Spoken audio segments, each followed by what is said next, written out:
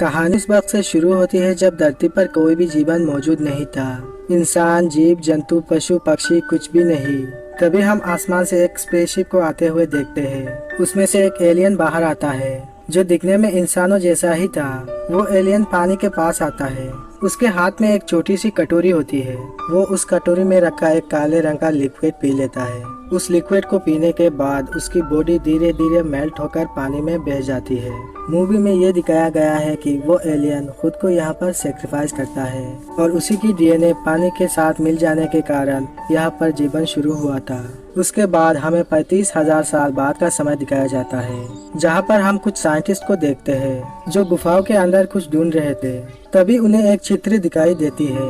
उस चित्र में एक आदमी तारों की तरफ इशारा कर रहा था। डॉक्टर एलिजाबेथ शो और उनके बॉयफ्रेंड डॉक्टर चार्ली ये चित्र देखकर बहुत ज्यादा खुश होते हैं, क्योंकि ऐसे ही चित्र उन्हें और भी कई जगहों पर मिला था और ये चित्र उन सब से पुराना था। उन सभी चित्रों में वो इंसान एक ही तारामंडल की तरफ इशारा कर रहा था। इसलिए ये लोग अनुमान लगाते हैं कि जिन्होंने हमें बनाया है वो चाहते हैं कि हम उन्हें ढूंढे। इसके बाद हम पीटर नाम के एक बूढ़े आदमी को देखते हैं जो एक होलोग्राफिक इमेज में होते हैं। वो 17 लोगों की एक टीम तैयार करते हैं उस ग्रह पर जाने के लिए जिसे चित्र में दिखाया गया था। उस ग्रह का नाम है LB-223। इस टीम में डॉक्टर शो और चार्ली भी होते हैं। अब ये 17 लोगों की टीम प्रोमीथियस नाम की एक स्पेसशिप से उस ग्रह की तरफ निकल पड़ते हैं। वो लोग शिप में स्लीपिंग चैम्बर्स के अंदर होते हैं, क्योंकि उन्हें पता नहीं होता कि उस ग्रह पर पहुंचने के लिए उन्हें कितने दिन या कितने साल लगेंगे। और उन्हें मॉनिटर कर रहा था एक एंड्रॉइड रोबोट जिसका नाम था डेविड। वो दिखने में इंसानों जैसा ही होता है।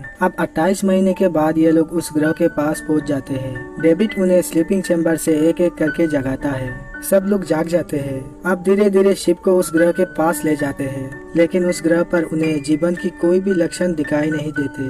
वो लोग शिप को चारों ओर घुमाते हैं। तभी इन्हें पिरामिड के जैसा एक स्ट्रक्चर दिखाई देता है। उसके बाद वो लोग धीरे धीरे उस स्ट्रक्चर के पास शिप को उतारते हैं और जब उनका शिप वहाँ पर लैंड करता है तो उन्हें लगने लगता है कि ये जगह कोई कुदरती नहीं बल्कि किसी ने उसे बनाया है। इसलिए चार्ली कहता है कि हमें अभी और इसी वक्त वहाँ पर जाना चाहिए, लेकिन शिप का कैप्टन कहता है कि रात होने में कुछ ही घंटे बाकी है, इसलिए हम कल सुबह चलते हैं। लेकिन चार्ली नहीं मानता। वो कहता है कि मुझे अभी जाना है और देखना है कि वहाँ पर क्या है। इसके बाद सभी लोग उस जगह पर जाने के लिए स्पेस सूट, हेलमेट वगैरह पहनते हैं और उस स्ट्रक्चर पर जाते हैं। अंदर जाने के बाद वो लोग वहाँ पर स्कैनर छोड़ते हैं। स्कैनर उन गुफाओं को स्कैन करना शुरू कर देता है और शिप में उस जगह की नक्शा बनना शुरू हो जाता है। अब ये लोग धीरे धीरे अंदर जाते हैं। फिर चार्ली कहता है कि यहाँ का वातावरण पृथ्वी के जैसा ही है, हम यहाँ पर सांस ले सकते हैं। और वो अपना हेलमेट उतार देता है और उसे कुछ भी नहीं होता, क्योंकि यहाँ का वातावरण बिल्कुल सुरक्षित था। अब सभी अपना हेलमेट उतार देते हैं। अब इसके बाद सब लोग जब आगे जाते हैं तो उन्हें अंदर जाने का एक दरवाजा मिलता है और वो दरवाजा लॉक था। डेविड जो कि एक रोबोट था, वो उस दरवाजे पर लिखा कुछ लाइन पढ़कर लॉक खोल देता है। तभी उन्हें कुछ होलोग्राफिक इमेजेस दिखाई पड़ते हैं जो भागते हुए उस दरवाजे की तरफ जा रहे थे, लेकिन उनमें से एक वहीं पर गिर जाता है और बंद होते दरवाजे से उसका सर कट गया था। जब ये लोग उस जगह पर पहुंचते हैं तो वो देखते हैं कि सच में वहाँ पर एक लाश पड़ी होती है जो कि बहुत बड़ी होती है और उसका सर दरवाजे के उस तरफ होती है। ये लोग दरवाजा खोल नहीं पाते क्योंकि ये घटना 2000 साल पहले हुआ था और तभी से ये दरवाजा बंद पड़ा है। तभी डेविड दीवार पर उंगलियों से कुछ लकीरें खींचता है जो कि एक कोड होता है दरवाजा खोलने का, और दरवाजा खुल जाता है और दरवाजे के उस तरफ सच में उसका सर होता है। अब ये लोग आगे जाते हैं और देखते हैं कि वहाँ पर एक बहुत बड़ी पेंटिंग लगी होती है। उनकी वहाँ जाते ही वो पेंटिंग गलने लगती है।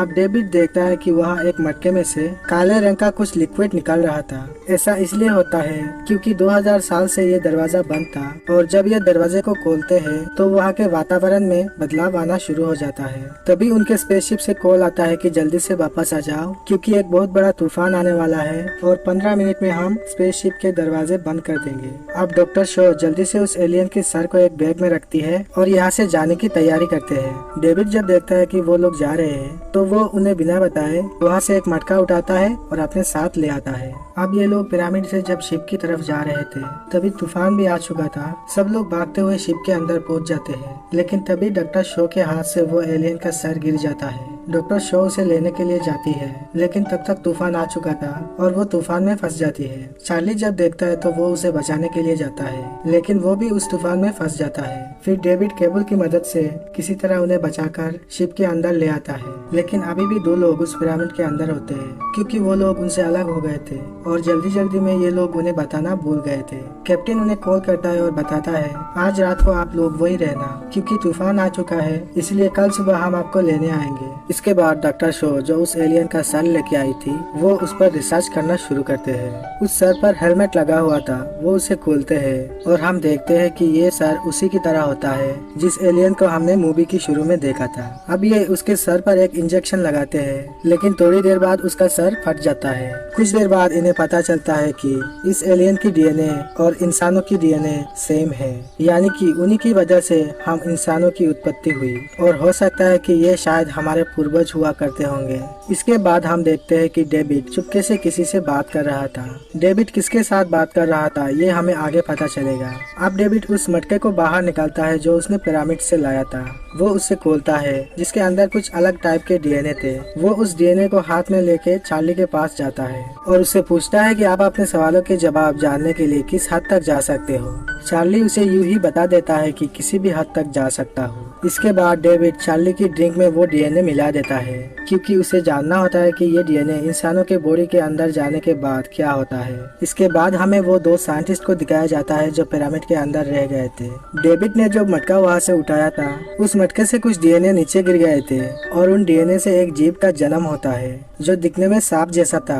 वो उन साइंटिस्ट पर हमला कर देता है और उस साइंटिस्ट के हेलमेट के अंदर जाकर उसे मार देता है। दूसरा साइंटिस्ट उस सांप को चाकू से काट देता है, लेकिन उस सांप का खून उस पर गिरने की वजह से वो भी घायल हो जाता है। दूसरी ओर हम चार्ली को देखते हैं जो ड्रिंक पीने के बाद अपने कमरे में आता है और एलिजाबेथ शो के साथ इंटीमेट होता है। और सुबह जब वो अपने आप को आईने में देखता है तो उसे अपनी आंखों में कुछ बदलाव नजर आता है, लेकिन वो उस पर ज्यादा ध्यान नहीं देता और बाकी लोगों के साथ उस पिरामिड में पहुंच जाता है उन 2 साइंटिस्ट को लाने के लिए। ये लोग जब अंदर जाते हैं तो ये देखते हैं कि वहाँ उन 2 में से एक की लाश पड़ी होती है और एक दिन पहले उन्होंने जो स्कैनर छोड़ा था वो एक जगह पर जाकर रुक जाती है, क्योंकि वहाँ पर दरवाजा था। डेविड अकेला उस तरफ जाकर उस दरवाजे को खोल देता है और जब वो अंदर जाता है तो उसे पता चलता है कि ये कोई पिरामिड नहीं बल्कि उन एलियन का एक स्पेसशिप होता है। तभी वहाँ पर उसे कुछ बटन्स दिखाई पड़ते हैं और जब वो उन्हें दबाता है तो उसके सामने फिर से होलोग्राफिक इमेजेस चलने लगता है। वो देखता है कि ये एलियन इस स्पेसशिप को लेकर पृथ्वी पर जाने वाले थे। तभी वो वहाँ के स्लीपिंग चैम्बर में देखता है कि एक एलियन अभी भी वहाँ पर सोया हुआ था और वो अब भी जिंदा है। दूसरी तरफ हम चार्ली को देखते हैं जिसकी तबीयत बहुत ज्यादा खराब हो चुका था और वो चल भी नहीं पा रहा था।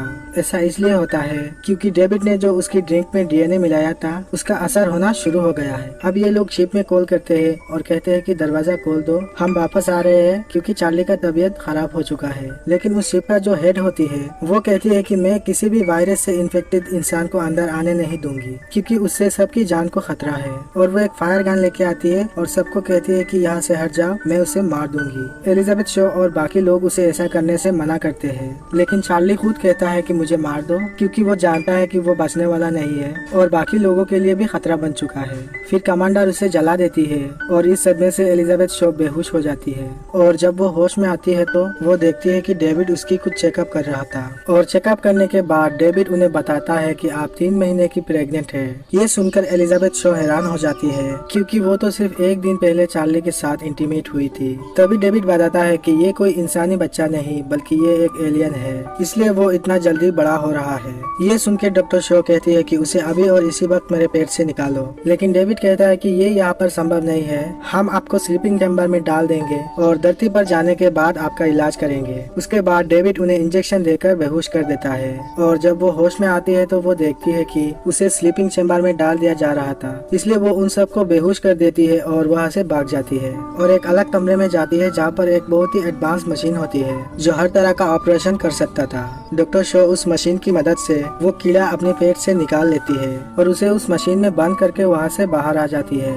और जब वो यहाँ से दूसरी चैम्बर में जाती है तो वो देखती है कि पीटर वेलेंट, जिन्होंने 17 लोगों की टीम को यहाँ भेजा था, वो खुद भी उनके साथ यहाँ पर आए थे वो इतने दिन स्लीपिंग चैम्बर में थे और अभी अभी जागे होते हैं और डेविड उनके लिए ही काम करता था। वो जानना चाहते थे कि जीवन की उत्पत्ति कैसे शुरू हुई और अगर इसका राज मिल गया तो वो अपने आप को अमर बना सकते हैं। बस यही रीजन था कि वो पृथ्वी से इतने दूर यहाँ पर आए थे। तभी डॉक्टर शो कहते हैं कि वो सब मर चुके हैं, अब ऐसा नहीं हो सकता। तभी डेविड कहता है कि वो सब नहीं मरे, उनमें से एक अब भी जिंदा है और वो स्लीपिंग चैम्बर के अंदर है और हम सब उसी से मिलने जा रहे हैं। अब सब लोग वहाँ जाने की तैयारी करते हैं। डेविड उन्हें लेकर उसी चैम्बर में जाता है जहाँ पर वो एलियन सोया हुआ था। डेविड उसे स्लीपिंग चैम्बर से जगाता है और उसी की भाषा में उससे बात करने लगता है, लेकिन उससे पहले वो कुछ जवाब देता। पीटर उसे अपनी उम्र बढ़ाने के लिए कहता है और जब डेविड उसे उम्र बढ़ाने की बात करता है तो उस एलियन को गुस्सा आ जाता है और वो डेविड को पकड़ के उसका सर उखाड़ देता है और यहाँ पर जितने लोग होते हैं सबको मार देता है। लेकिन डॉक्टर शो यहाँ से बचकर भाग जाती है। अब वो एलियन अपने अधूरे काम को पूरा करने के लिए निकल पड़ता है पृथ्वी की ओर, क्योंकि उनका लास्ट मिशन होता है कि पृथ्वी को खत्म करना। एलिजाबेथ शो किसी तरह वहाँ से बाहर आती है और अपने शिप की कैप्टन से कहती है कि ये शिप यहाँ से टेक ऑफ कर रहा है, तुम्हें उसे रोकना होगा। कैप्टन कहता है कि हमें कुछ नहीं रोकना, हम घर वापस जा रहे हैं। एलिजाबेथ शो उसे कहती है कि अगर तुमने स्पेसशिप को नहीं रोका तो वापस जाने के लिए कोई घर नहीं बचेगा, क्योंकि ये स्पेसशिप पृथ्वी की विनाश करने के लिए जा रहा है। अब वो एलियन स्पेसशिप जाने के लिए ऊपर उठ चुका था। तभी कैप्टन अपना स्पेसशिप उड़ाता है और उस एलियन शिप के साथ टकरा देता है। उसके बाद दोनों शिप नीचे गिर जाता है और जितने भी लोग शिप में होते हैं सभी के सभी मारे जाते हैं। वहाँ पर सिर्फ एलिजाबेथ ही बची होती है, लेकिन वो बहुत ज्यादा जख्मी हो चुकी थी और उसका हेलमेट भी खराब हो चुका था, इसलिए वो शिप के अंदर जाती है। तभी उसे अंदर से कुछ आवाज आने लगती है और जब वो वहाँ जाकर देखती है तो वहाँ पर वो कीड़ा होता है जो उसके पेट से निकला था।